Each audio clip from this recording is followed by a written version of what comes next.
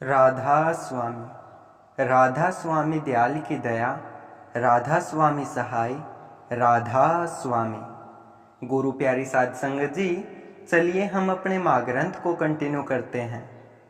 और आज का अपना विषय है हुजूर महाराज जी के द्वारा दादरी में खोई गाड़ी को ढूंढ लाना।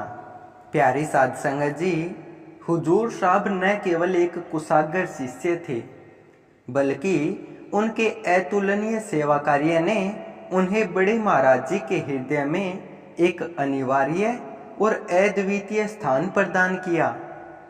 उनकी उदात्त जिम्मेदारी निभाने की क्षमता और कठिन परिस्थितियों में सही निर्णय लेने की असाधारण कुशलता ने उन्हें बड़े महाराज जी के लिए एक अनूठी शक्ति का स्रोत बना दिया।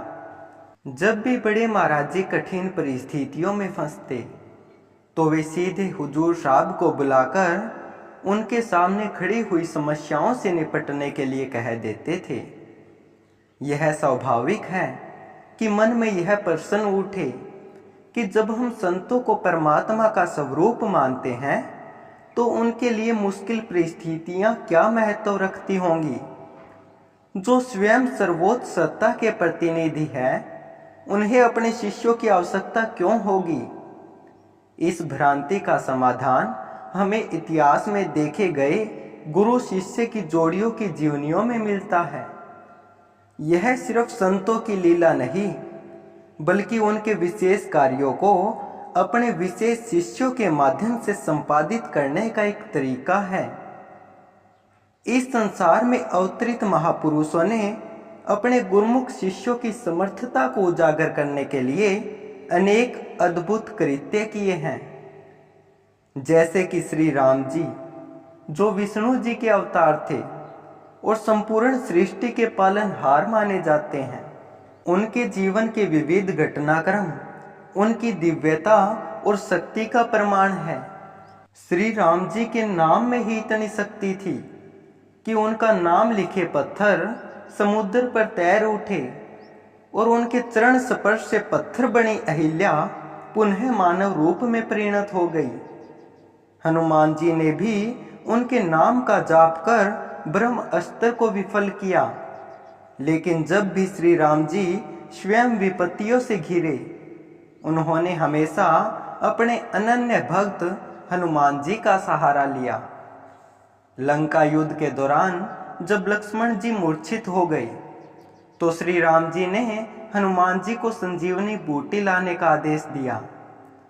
इस असाधारण सेवा भाव और समर्पण के कारण ही आज भी जब हम श्री राम जी का नाम लेते हैं तो स्वतः ही उनके प्रिय भक्त हनुमान जी की महिमा भी स्मरण हो जाती है। इसी तरह हुजूर महाराज जी ने अपने गुरु के हर मुश्किल क्षण में एक सूरवीर सहायक के रूप में सेवा की, ना कि केवल मुकाबला किया, बल्कि हर कठिन परिस्थिति से उन्हें छुटकारा दिलाया। हुजूर साहब ने अपने गुरु की हर आवश्यकता को समझकर, हर समस्या का हल खोजकर और हर कठिनाई को दूर करके उनके लिए एक सच्चे भक्त और विश्वसनीय सहयोगी का दायित्व निभाया। जैसे कि एक बार दादरी से एक भाई बहन जो अपने घरेलू झगड़ों से बेहद दुखी थे, शाम के समय बड़े महाराज जी के दर्शनों के लिए आश्रम पहुंचे। वे एक संपन्न परिवार से थे और अपनी निजी गाड़ी में यात्रा करके आए थे, जिसे उन्होंने आश्रम के बाहर पार्क किया। उस समय आश्रम में व्यक्तिगत गाड़ी से आने वाले बहुत कम लोग होते थे। दरअसल उस जमाने में तो पूरे भिवानी शहर में भी गाड़ियां बहुत कम देखी जाती थी। ये दोनों भाई बहन अपने तीसरे भाई से बहुत परेशान थे और उसके द्वारा की गई लड़ाइयों और झगड़ों से तंग आकर बड़े महाराज जी के पास मदद मांगने आए थे। अपनी सारी समस्याएं बड़े महाराज जी को बताने के बाद वे रात को आश्रम में ही ठहर गए। अगली सुबह ब्रह्म मुहूर्त की आरती के बाद जब हुजूर साहब बड़े महाराज जी के कमरे की ओर जा रहे थे, उन्होंने दोनों भाई बहन को जोर से रोते और चिल्लाते हुए सुना।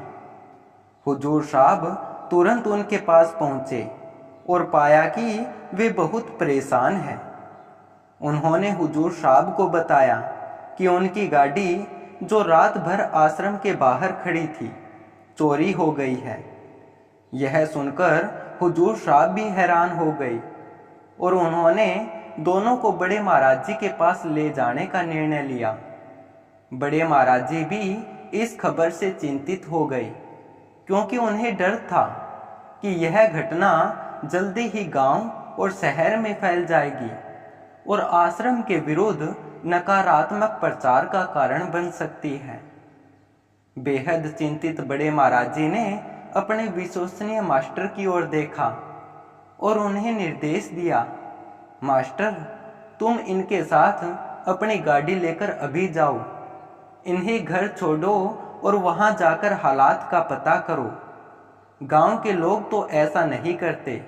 मुझे इनके उस भाई पर शक है जिससे ये लोग कल लड़कर आए थे। बस अपने गुरु से हुक्म मिलने की देर थी। हुजूर साहब पूरे हौसले बंद जज्बे के साथ दोनों को आश्रम की मारुति 800 में बिठाकर तुरंत दादरी के लिए रवाना हो गए। हुजूर साहब सबसे पहले दादरी में उस भाई के घर जा पहुंचे जिसका इन दोनों के साथ विवाद चल रहा था। उसके घर वालों से पूछताछ के बाद पता चला कि वह रात से ही घर से बाहर है।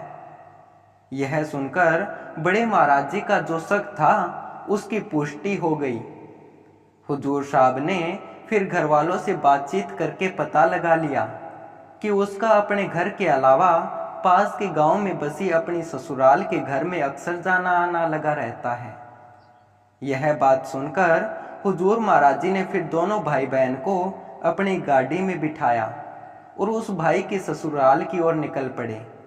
वे बस थोड़ी ही दूर हाईवे पर चले थे कि हुजूर के साथ में बैठे भाई ने अचानक सड़क किनारे एक ढाबे की पार्किंग में अपनी गाड़ी खड़ी देखी। उसने हुजूर साहब को चिल्लाकर बताया, गाड़ी रोको, वो हमारी गाड़ी है, वो ढाबे के सामने खड़ी है।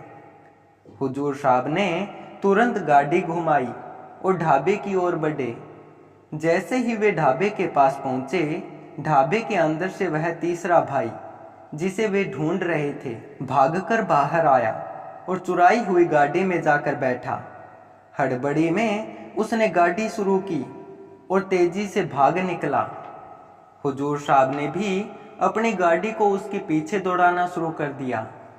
दोनों गाड़ियां अब हाईवे पर 100 किलोमीटर प्रति घंटे से अधिक की गति से दौड़ रही थी। चोरी करने वाले भाई ने अचानक गाड़ी को हाईवे से उतारकर खेतों में दौड़ा दिया और अपने ससुराल वाले गांव की ओर तेजी से बढ़ने लगा। हुजूर साहब ने भी उसकी गाड़ी को अपनी आंखों से एक क्षण के लिए भी ओझल नहीं होने दिया और उसके पीछे पीछे अपनी गाड़ी को लेकर दौड़ते रहे। उस भाई ने गाड़ी को गांव की गलियों से गुजारकर अंततः अपने ससुराल के घर के सामने रोकी और फिर वहां से भागकर उस घर के अंदर घुस गया। हुजूर साहब भी उसका पीछा करते हुए कुछ पलों की देरी से उसी घर पर पहुंचे और अपनी गाड़ी को चुराई हुई गाड़ी के पीछे अड़ाकर पार्क करने लगे ताकि कोई उसे फिर से भगा कर न ले जाए। इस दौरान उनके साथ आए भाई बहन जल्दी से उतरकर उस घर के अंदर चले गए। हुजूर साहब जब गाड़ी पार्क कर रहे थे तभी घर के अंदर से मास्टर जी बचाओ, मास्टर जी बचाओ की चीखें सुनाई देने लगी। यह सुनकर हुजूर साहब तुरंत घर की ओर दौड़े, लेकिन जब उन्होंने घर में प्रवेश करने की कोशिश की तो पाया कि मुख्य दरवाजा अंदर से बंद था। चीखों को सुनकर हुजूर साहब ने बिना देर किए अपने लंबे कद का फायदा उठाते हुए घर की बाहरी दीवार पर चढ़कर अंदर की ओर छलांग लगा दी। हुजूर साहब जब घर के आंगन में पहुंचे, उन्होंने देखा कि जिस भाई ने गाड़ी चुराई थी वह गुस्से में अपने भाई पर पिस्तौल ताने खड़ा था। हुजूर साहब ने तेजी से उस पागल भाई पर धक्का दिया जिससे वह नीचे जमीन पर गिर गया और उन्होंने उसके हाथ से पिस्तौल छीन ली। फिर उन्होंने वह पिस्तौल अपने कुर्ते की जेब में संभाल कर रखी और कहा, अब दोनों भाई बराबर हैं, अब अपना गुस्सा एक दूसरे पर निकाल लो। उनके यह कहते ही दोनों भाई एक दूसरे पर टूट पड़े और जमीन पर गुत्थम गुत्था हो गई। यह हाथापाई कुछ मिनटों तक ही चली, क्योंकि जिन रिश्तेदारों के घर में यह लड़ाई हो रही थी उन्होंने दोनों भाइयों को अलग कर दिया। अलग करने के बाद उन्हें शांत कराया गया और जब वे चुपचाप नीचे बैठ गए तब उन्हें समझाया गया कि वे क्यों पागलपन की हद तक ऐसा व्यवहार कर रहे हैं। जब दोनों भाइयों का गुस्सा शांत हो गया, हुजूर साहब ने आश्रम से आए भाई के साथ में उसकी गाड़ी की चाबी थंभाई और कहा, महाराज जी ने मुझे आपकी मदद करने के लिए भेजा था। उनकी शक्ति और कृपा से ही आपकी गाड़ी वापस मिली है और आपकी जान भी बची है। शायद इसलिए उन्होंने मुझे आपके साथ भेजा था। यह उनकी लीला थी कि बुरे समय को उन्होंने किसी न किसी तरह टलवा दिया। अब एक समझदार व्यक्ति की तरह आप दोनों को अपने झगड़े को समाप्त करना चाहिए, नहीं तो छोटे से गुस्से के कारण कोई बड़ी अनहोनी घटना न हो जाए। यह कहकर हुजूर साहब फिर आश्रम की ओर लौट आए। जब हुजूर साहब आश्रम पहुंचे, उन्होंने बड़े महाराज जी को गहरे चिंतन में डूबे और तनावग्रस्त हालत में उनके कमरे के बाहर चहलकदमी करते पाया। जैसे ही बड़े महाराज जी ने हुजूर साहब को देखा, उनकी चिंतित आंखों में एक बार फिर शांति और उम्मीद की रोशनी झिलमिला उठी और उनका चेहरा खुशी से दमक उठा। बड़े महाराज जी को इतना परेशान देखकर हुजूर साहब ने उन्हें पूरी कहानी बताने की बजाय संक्षेप में कहा, महाराज जी, आपकी कृपा से सब कुछ ठीक हो गया। उनकी गाड़ी उनके घर पर ही मिल गई और जैसा आपने कहा था वो उनके भाई ने ही चुराई थी। मैंने उन्हें समझा दिया है और उन्हें आश्वस्त करके ही वापस आया हूँ। यह सुनकर बड़े महाराज जी के मानो जैसे सिर का सारा बोझ ही उतर गया, परंतु जो चिंता और दुविधा उन्हें इतने घंटों से घेरे हुए थी वो अभी भी उनके चेहरे पर साफ झलक रही थी। उन्होंने हुजूर साहब से कहा, लोग कहते हैं कि परमात्मा जो करता है अच्छा ही करता है, लेकिन इसमें अच्छा क्या हुआ? सुबह सुबह आश्रम से गाड़ी चोरी हो गई। शुक्र है तेरा कि तू गाड़ी वापस ढूंढ लाया, नहीं तो आज डेरे की बहुत बदनामी हो जाती। जैसे कि पहले कई बार उल्लेखित किया गया है कि हुजूर महाराज जी केवल एक गुरुमुख ही नहीं थे, बल्कि बड़े महाराज जी के लिए वे एक ऊर्जा के स्रोत भी थे। जब कभी बड़े महाराज जी निराशवादी विचार लाते, तब हुजूर साहब अपने पवित्र विचारों से उन्हें आशा और सकारात्मक सोच से भर देते थे। वे अगर गुस्से में आग बबूला हो जाते थे तो हुजूर साहब उन्हें शीतल जल की तरह शांत कर देते, और अगर कभी उनके मन में संदेह उठता तो हुजूर साहब अपने तर्कों से उसका समाधान करते। जब बड़े महाराज जी ने परेशान और हताश होकर यह सवाल पूछा तो हुजूर साहब ने बड़े ही धैर्य से उन्हें उत्तर दिया, महाराज जी, आज तो परमात्मा ने हमें आने वाले शुभ समय का संकेत दिया है।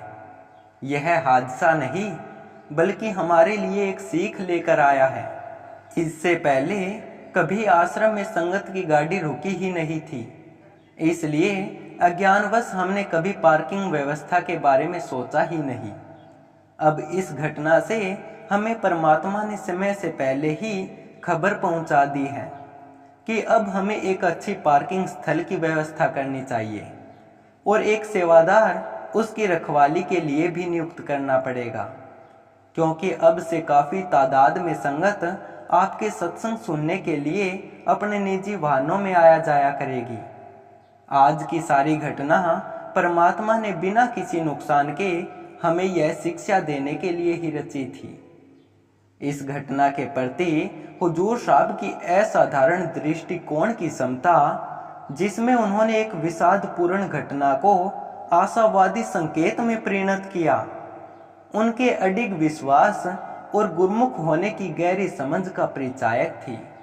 इस घटना के पश्चात हुजूर साहब का यह विचार न केवल सत्य साबित हुआ, बल्कि उसने आश्रम की संपूर्ण छवि को भी बदल दिया। कुछ ही समय में पार्किंग की व्यवस्था में सुधार के बाद आश्रम में निजी वाहनों की संख्या में अभूतपूर्व वृद्धि हुई। हुजूर साहब के इन बहुमुखी प्रतिभाओं को देखकर बड़े महाराज जी अक्सर गर्व से कहा करते थे, मैं बहुत भाग्यशाली हूँ कि मुझे मास्टर जैसा शिष्य मिला। प्यारी साध संगत जी, कल फिर यहीं से हम अपने महाग्रंथ को कंटिन्यू करेंगे। तब तक आप सभी को प्यार भरी राधा स्वामी जी।